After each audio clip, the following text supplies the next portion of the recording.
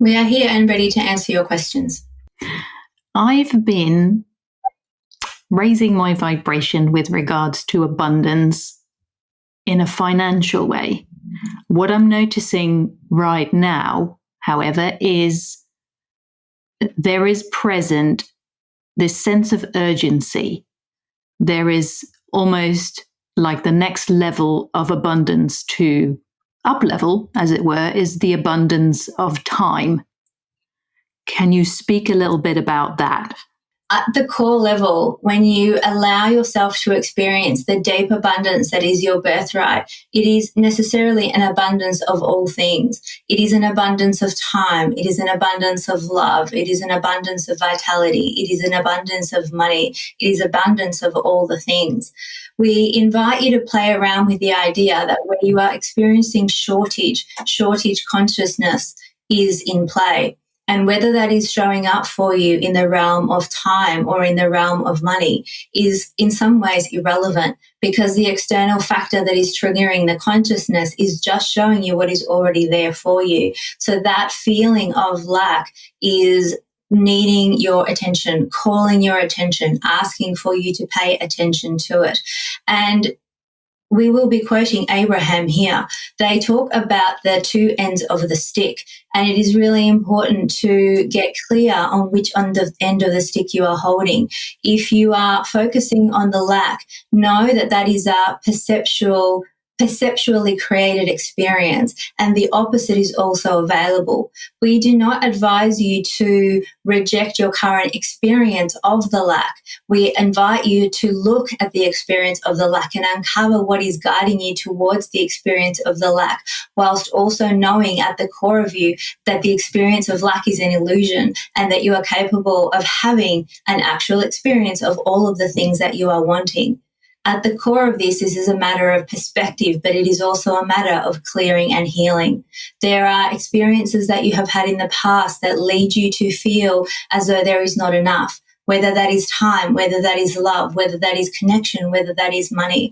And although those experiences were had by you and there is a way that they were real, they have been reinforcing a paradigm for you, and it is entirely possible for you to reinforce the opposite paradigm.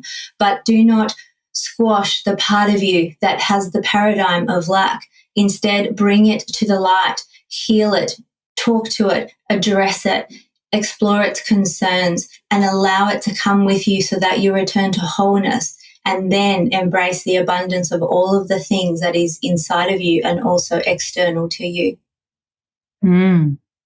Yeah, that makes total sense. That abundance is abundance no matter what the subject is. It is just interesting how it can feel different in my experience.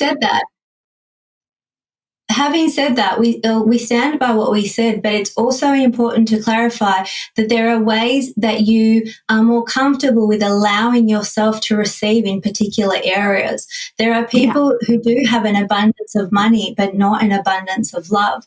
There are people who do have an abundance of love, but not an abundance of money. Time, any of the factors, you can be more trained to allowing that to flow in you, but still at the core of it is an experience of either abundance or lack. And the core is what requires love, clearing and exploring so that you can experience what is your birthright, which is all of the things in all of the ways. Yeah, so it really with is no like restriction. Yeah. So it really is like peeling off layers of an onion, I suppose, and uncovering and accepting. Yes, except for an onion is all the way through to the center, and your blocks are the layers of the onions, your wounds, your traumas, your paradigms that you have accepted, your beliefs, your patterns, your programming are like the layers of the onion. But at the core of you, you don't find more layers of trauma. You don't find more layers of patterning and blocks. What you find is divinity. So it is like an onion with a diamond hidden in the center. I love that. Yeah. So we like it too. Excellent. So how would you advise us to peel off these layers you've spoken a little bit about accepting our shadow sides, perhaps, or our darker sides, or our hurt. Is there anything else you can speak about? You are speaking about the solution. You are bringing to attention and consciousness the solution. It is not rejecting the layers. When you reject the layers, you are not moving towards expansion and wholeness and flow. What is required is a looking at the layer, and making friends with the layer, and exploring of the layer, and uncovering why that layer is there. And we guarantee you that any pattern that you hold, that you perceive as negative, is there for a reason. It is protecting you from something. It may be that the reason is a misunderstanding that lies at the core, and the pattern has been created based on a misunderstanding. However, you never have a pattern, a belief, a block, a wound for no reason. It is there for a reason. And if you hate the block, we guarantee that you will not heal it. The process of going within is a process of looking at the layer, accepting, loving, and integrating the layer, and that is when it disappears. If you reject it, it may appear translucent, so you may not see it, but you will not be getting rid of the layer. You will be, in fact, reinforcing the layer, just in a different way. Self-rejection does not lead you where you want to go. Self-acceptance does, because at the core of it, what you want is to return to wholeness. You are never not whole, but you disconnect from the experience of your wholeness. And what you crave at the deepest core of you is the experience of that. Self-acceptance is the way. Self-rejection is moving you in the opposite direction and adding more and more layers to your onion. Yeah, that makes sense. Which makes it harder to find the diamond. Yes, yeah. So one thing that's been on my mind the last few days is another analogy, perhaps, of the same thing. So we have the way we feel, but then around that, maybe that's the layers of the onion. How we feel is maybe at the center of a different onion. And then on top of that is our judgments about how we feel, which can make it feel like a big thing. So how we feel is just how we feel, but our judgment about it is something that is more in the brain, like in our minds, in our heads, and that we can control. So the self-acceptance part, would you agree, is letting go of the judgment about how we feel, like we should be further ahead, we should have let this go by now, we should be better at this, that kind of thing. The judgment must not be rejected. We are not saying that you should encourage your own judgment, but again, if you are holding judgment about how you feel, there is an underlying reason for that. You are judging it because there is a part of you that feels that you would be more expansive without the judgment. The way to get to that further expansion is not to reject the judgment. So you use the words dropping. So dropping the judgment is exactly what will allow it to dissipate, but only if you come at that with the attention and the intention of accepting the judgment first.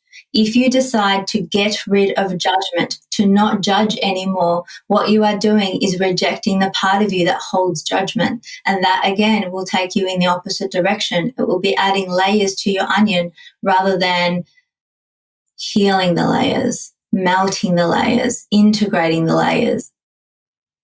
Yeah, it's all resistance, isn't it? So resistance adds layers You cannot to the resist onion. your way to wholeness. You cannot fight your way to wholeness. You cannot reject your way to wholeness. Yeah, love it. Know this.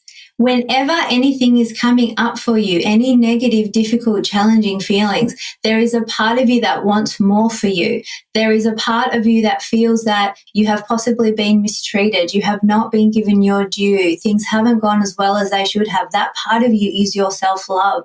At the core of all of the challenging feelings is always self-love. But you see the negative feelings. You have been told that they're unacceptable. Parents, society, friends have withdrawn their love. That's your experience. They have withdrawn their love when you act in ways that are considered negative. And so you shut down these parts of yourself and reject yourself and become more addicted to the validation that you receive from others. And it is a cycle that repeats and repeats and repeats. But the antidote to it is within you. It is coming to a place of acceptance of the self and knowing that if you feel something that is challenging, the way towards wholeness is through that feeling. It is not through a rejection of it. And as you integrate the layers, as you dissolve the layers, you become more and more whole. There is less barriers between you and the core of who you are. And as you move further in that direction, in that inward direction to wholeness, you become less dependent on the validation of others. And you will be surprised to experience that then the validation comes when you no longer need it, when you are in love with yourself, when you feel like you deserve the good things. What you are shown by the universe, by those around you, is a mirror of that. When you feel divided, when you feel broken, when you feel unlovable, what you are shown is a mirror of that. Not because the universe is cruel, but because it is showing you what is standing in the way, what the barriers are, what the layers of the onion are that are stopping you from experiencing yourself as the divine being that you are in that moment. Do not get addicted to the validation of others. Become addicted to the validation of the self. Validate yourself internally always. That is the path to everything that you are looking for. Anything else takes you in the opposite direction. Yeah, that makes things easier as well, I think, in a way that we have all been conditioned. It is meant to be easy. It is meant to be easy. None of this is difficult. It is meant to be easy. That is one of our most consistent ideas, and we will be saying it to you so often that you may become bored of it, but that's okay. When you hear it over and over and over and over again and it starts to become more familiar, it can start to penetrate the ideas that you have to earn everything, that you have to struggle towards expansion, that you have to struggle towards growth. Those ideas are true for you in experience because you believe them to be true, but they can melt away just like the layers of the onion when you allow it and when you choose it. So we will repeat to you over and over again, it is meant to be easy. Easy does not mean lack of value. You do not have to strive to earn things for them to be valuable. You can float and flow and align and create things of immense value when you allow it. And that puts also the idea of, say, lack of time in perspective, because if you let it be easy, time will become different, right? Would you say that is the case? So if you're in flow, then things don't take as much effort. Flow, yes. You are supported by the universe in ways that create efficiencies that are not available when you are trying to push the universe into the shape that you wish it to be. That will give you a different experience of time in that you will not be fighting and struggling. You will relax into the allowing and not the sitting around without taking action. It's taking inspired action that is supported by the universe.